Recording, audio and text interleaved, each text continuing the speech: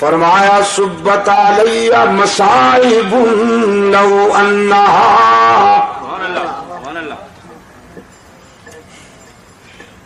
سبت علی مصائب لو انہا سبت علی الایام سرنا لیالیا. سیدہ فاطمہ رضی اللہ تعالی عنہ فرماتی ہے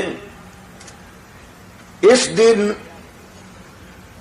میرے احساسات مجروح ہوئے، میرے جذبات زخمی ہوئے، جس دن رحمت عالم صلی اللہ علیہ وسلم نے یہ دنیا چھوڑ دی. انس ابن مالک رضی اللہ تعالی عنہ فرماتے ہیں فاطمہ زہرا رضی اللہ تعالی عنہ نے ہم سے پوچھا میرے ابا کو کہاں چھوڑ کر آئے ہو؟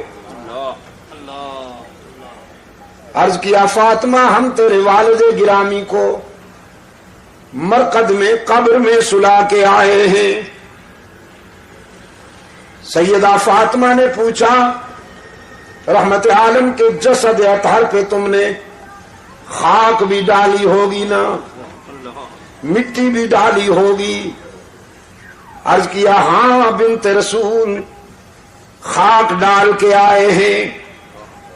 زاروں قطار برس پڑی فاطمہ کی آنکھیں، کہنے لگی وہ ہاتھ تو دکھاؤ جن ہاتھوں سے تم نے محمد عربی کے جسم پہ مٹی ڈالی.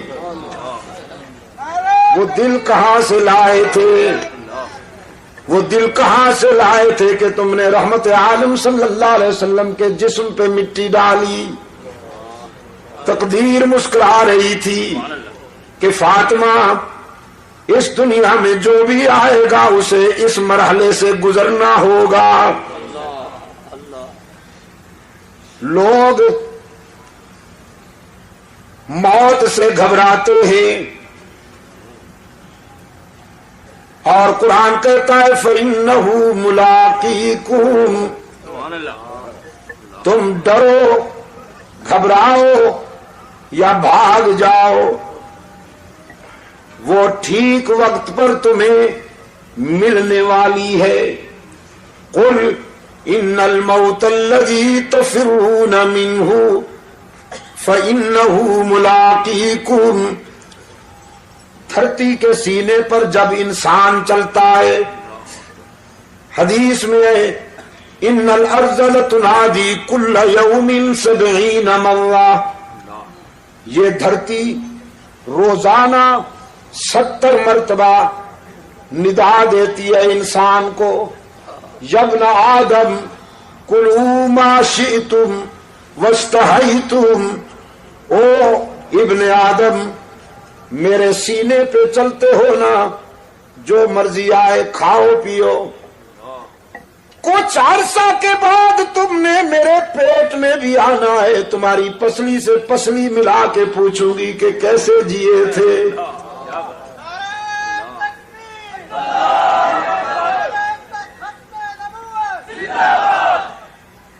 اپنی راحتوں میں انجام کو نہ بھول جانا، اپنی خوشیوں میں موت کو نہ بھول جانا کہ وہ ٹھیک وقت پہ آنے والی ہے. ابن ادہم بڑے روشن ضمیر ہیں، بادشاہ تھے، زر و سیم کی فراوانی تھی، خدام کا لشکر ہر وقت ان کے اشارہ ابرو کا منتظر ہوا کرتا تھا. خواب گاہ میں پہنچے، سلیپنگ روم میں، بیڈ روم میں پہنچے. وہ خادمہ بیچاری کنیز جو شاہی بستر بچھایا کرتی تھی، بادشاہ کا بستر بچھاتے ہوئے آرزو پیدا ہوئی کہ چند لمحے اس پر ذرا سو کے تو دیکھوں کتنی راحت ملتی ہے. بستر پہ چند لمحوں کے لیے سوئی، جسم جو مٹی پہ لیٹا کرتا تھا، سنگریزوں پہ لیٹا کرتا تھا، وہ اطلس و کم خواب کی چادروں والے شاہی بستر پہ لیٹا تو نیند نے اپنی آغوش میں دبوچ لیا اس کنیز کو، نیند کی وادی میں چلی گئی۔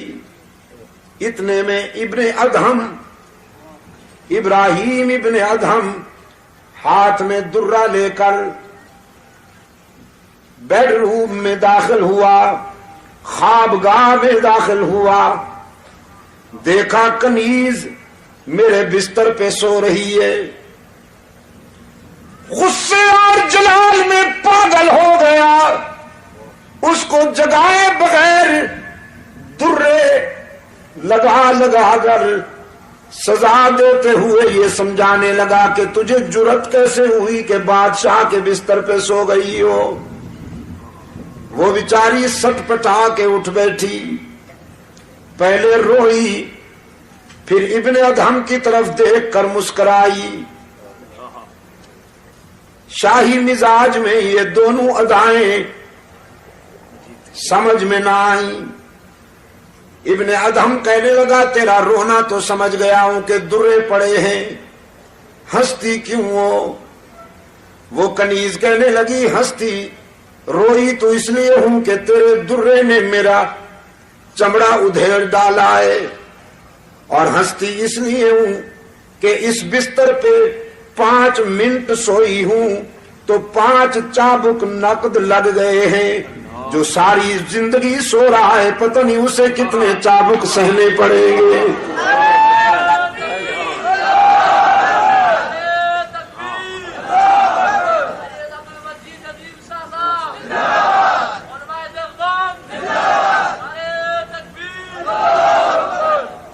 بس اس ایک جملے نے انقلاب بپا کر دیا۔ تاج اتارا، شاہی لباس اتارا، ساری رات مصلے پر روتا رہا، اشکوں سے منہ دھوتا رہا، رب العالمین کے حضور التجائیں کرتا رہا، پروردگار عالم معافی چاہتا ہوں۔ صبح ہوئی، مشیروں وزیروں کو بلا کر نظام سنبھالنے کو کہا، تخت سنبھالو، بادشاہی تمہارے حوالے کرتا ہوں۔ مجھے تو زندگی کی حقیقت ایک کنیز نے سمجھا دی۔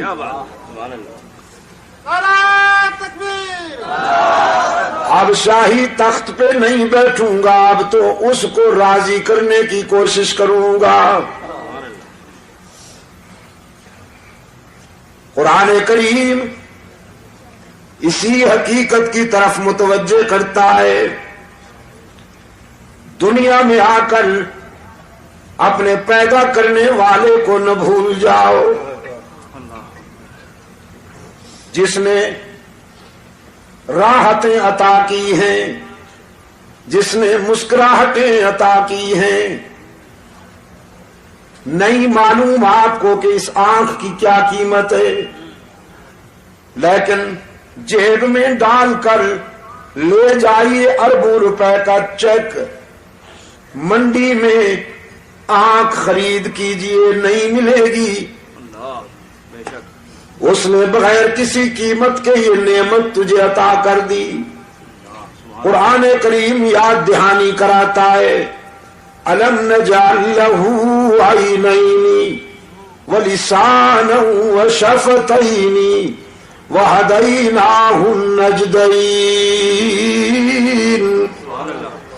اے ابن آدم، غور کیا کبھی تو نے اپنی 5 فٹ کی اس کائنات میں؟ دور تک نظر نہیں جاتی تو اپنی اس 5 فٹ کی کائنات پر غور کرنا، تیرا پیدا کرنے والا تجھے سمجھ میں آ جائے گا۔ تیرے چہرے میں یہ دو چراغ جلانے والا کون ہے؟ تیرے گوشت کے ایک ٹکڑے کو دیکھنا سکھا دیا، گوشت کے ایک ٹکڑے کو سننا سکھا دیا، گوشت ہی کے ایک ٹکڑے کو بولنا سکھا دیا۔ تو پختونستان میں رہتا ہے تو یہ پشتو بولتی ہے، انگلستان میں رہتا ہے تو یہ انگلش بولتی ہے، پنجاب میں رہتا ہے تو یہ پنجابی بولتی ہے، سندھ میں رہتا ہے تو یہ سندھی بولتی ہے، عرب میں رہتا ہے تو یہ عربی بولتی ہے، چین میں رہتا ہے تو یہ مکھیوں کی طرح بھن بھنا کر چینی بولتی ہے۔ جہاں تو رہتا ہے وہاں یہ اسی زبان میں اسی لہجے میں تیری نوکری کرتی ہے۔ زبان بدلنے کی ضرورت نہیں، اسپیئر پارٹس کی دکان پر جانے کی ضرورت نہیں۔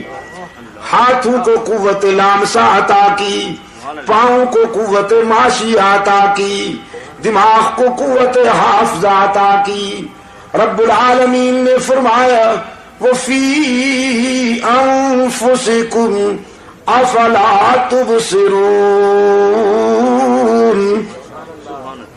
کبھی اپنی ذات پہ غور کرو نا، ہم نے تمہاری ذات میں بھی عبرت اور بصیرت کے بہت سارے مناظر دکھائے ہیں تمہیں۔ جب اس قدر مہربانی کی ہے تو پھر تمہاری جبین بھی میرے سوا کسی کے آگے نہیں جھکنی چاہیے۔ قرآن پاک نے فرمایا ام کنتم شہداء اذ حضر یعقوب الموت اذ قال لبنیہ ما تعبدون۔ یاد ہے کچھ؟ جب یعقوب پر موت آئی اپنے بیٹوں کو بلایا اور بیٹوں کو بلا کر یہ نہیں کہا تمہارے لیے ملیں بنا کے جا رہا ہوں، ذرا اچھی طرح سے سنبھالنا، جاگیروں کا خیال کرنا، کوٹھیوں اور بنگلوں کا خیال کرنا۔ نہیں، یعقوب علیہ السلام نے اپنے بیٹوں کو بلا کے فرمایا ما تعبدون من بعدی،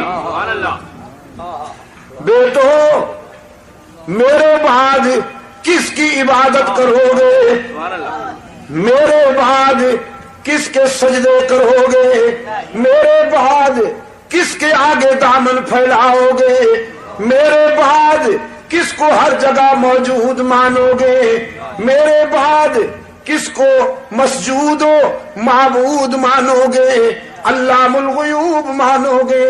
ام کنتم شہداء اذ حضر یعقوب الموت اذ قال لبنیہ ما تعبدون۔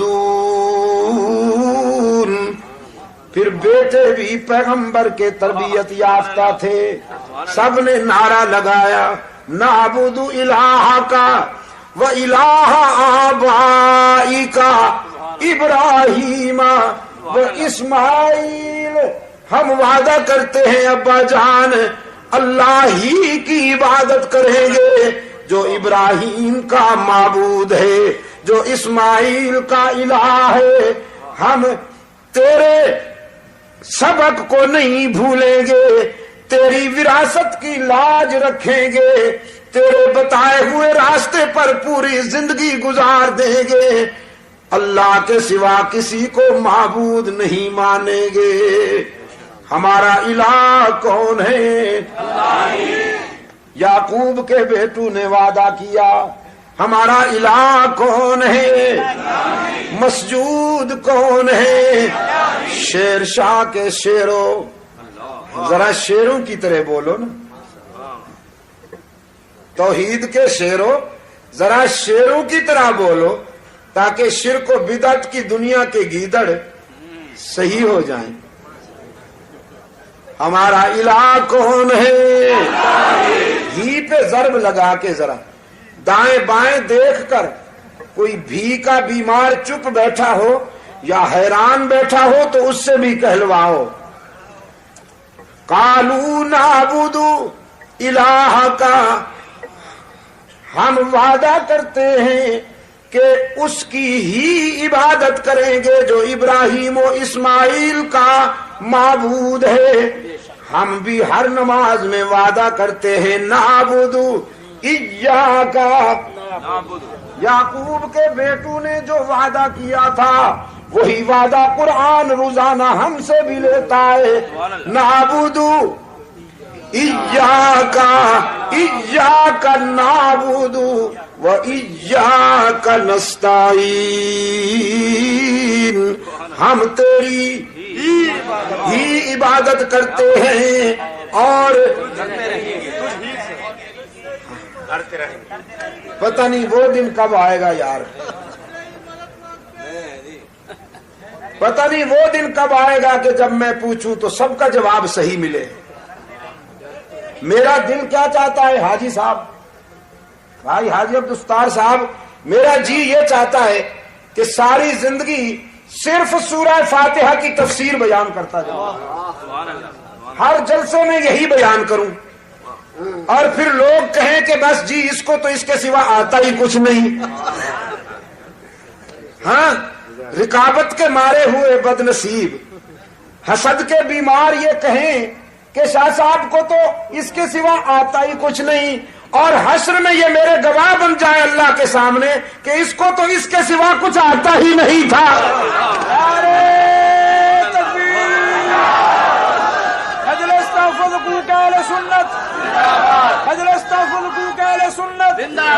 علامہ سید عبدالمجید شاہ صاحب نظیر، خدا کی قسم میں یہ تانا سن کر اپنے دکھ بھول جاتا ہوں، میری تھکان اتر جاتی ہے جب یہ سنتا ہوں کہ مجھے اس کے سوا کچھ نہیں آتا۔ دنیا کے 24 ملکوں نے اللہ نے مجھے پہنچایا ہے، میں سچ کہتا ہوں یہی کہا ہے جو آپ کے سامنے کہہ رہا ہوں۔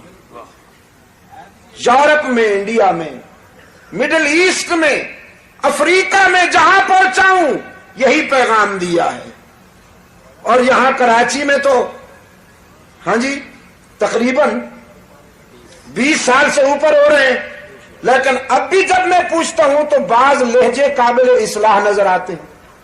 پتہ نہیں وہ دن کب آئے گا کہ سب کا جواب صحیح ہو۔